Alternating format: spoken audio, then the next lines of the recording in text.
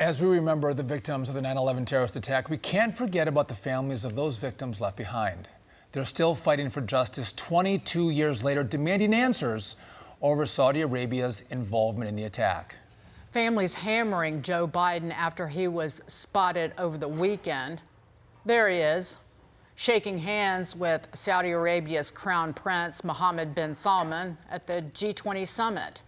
A bipartisan group of senators, including Ron Johnson and Richard Blumenthal, are continuing to push for transparency. They're demanding unredacted records on Saudi Arabia's alleged role in the attacks. In a letter to the DOJ and FBI, they write, quote, "We have not received a single document or obtained an explanation for any of the hundreds of redactions that remain despite the government's recent declassification review. Your failure to respond to our letter only adds to our concerns about the U.S. government's long-standing refusal to provide full transparency to the American public and particularly the families of 9/11 victims about Saudi Arabia's role in the 9/11 attacks." Our next guest husband, Tom, was on the 104th floor in the North Tower at the Cantor Fitzgerald office.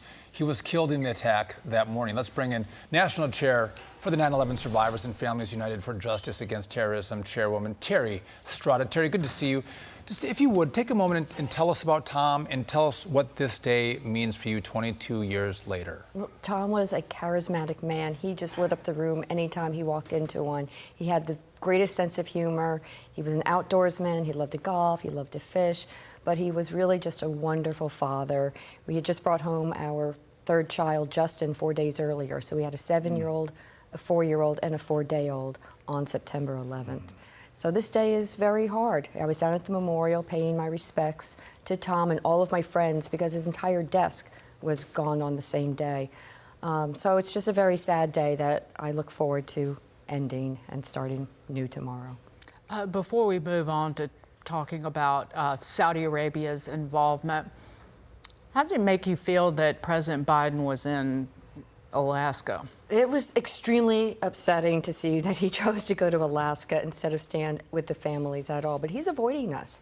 We've been writing letters. We ask for his support to stand with the 9/11 families instead of the kingdom.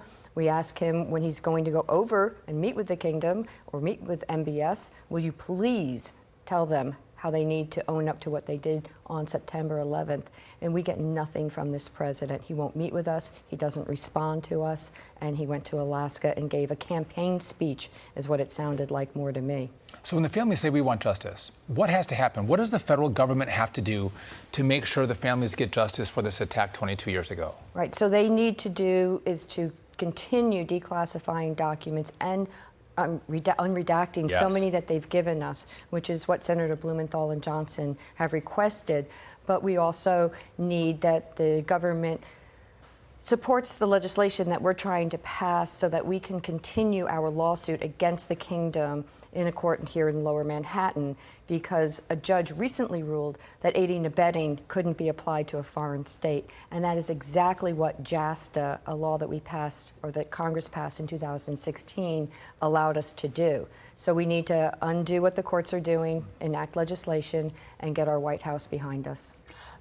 What's holding it up? Is Tom Cotton holding it up right now, the senator? He absolutely is, and I don't understand why. I have been in contact with their office. I've gone to Washington, D.C. and met with them. I write to them every week in an email asking for a status. I get nothing, and then today I read in the New York Post that he gave his reason is some national security concern, which makes no sense. This is about holding the Kingdom of Saudi Arabia accountable for the role they played in financing the attacks, but also in giving the resources that were necessary for Osama bin Laden to build al-Qaeda into the terrorist organization that it became. So the evidence is there. You cannot deny any longer the kingdom's culpability in September 11th. President Biden knows it, and I don't understand why Senator Cotton is doing this flip. He's giving the same talking points that President Obama gave when he vetoed the bill. So I don't understand. You know, it's shocking that our government doesn't want the victims to have transparency. We have a right to know. We're all big people. We can handle the truth. Tell us the truth. And just, I was in Congress when a lot of these bills passed, and you look at Blumenthal and Johnson, you don't have two members of the Senate that could be ideologically more opposed to each other, and they're in unison to say you have a right to know. And I found the same thing when I was in Congress. This is a unifying moment where Congress comes together, and the fact that it's like pulling teeth to get you answers is shameful. Joe Biden, give the information, unredacted. You deserve it. Thank you. And the FBI and the 9/11 Commission lied. Yes. They lied to the families about particularly this one individual who was kind of the linchpin. It was this student who was here in the United States, this Saudi student, Bayoumi. Yes, yes. Oh, that story has just flipped and flopped so many times. And it wasn't until we got some of this evidence and we actually got phone records that we have seen now who Bayoumi was actually talking to and how many Saudi nationals that were in the Saudi embassy in Washington, D.C., running an anti-American, pro-jihadist program out of the Ministry of Islamic Affairs. They had diplomatic ties to the kingdom and had al-Qaeda operative phone numbers in their phone books. You must be making Tom proud. Relentless and tireless in the fight for justice. Terry, thank you so much for coming and sharing your story. Thank you. Thank you for having me. And America's heart aches today for all that were lost on September 11th. Thank you. Thank you, Terry.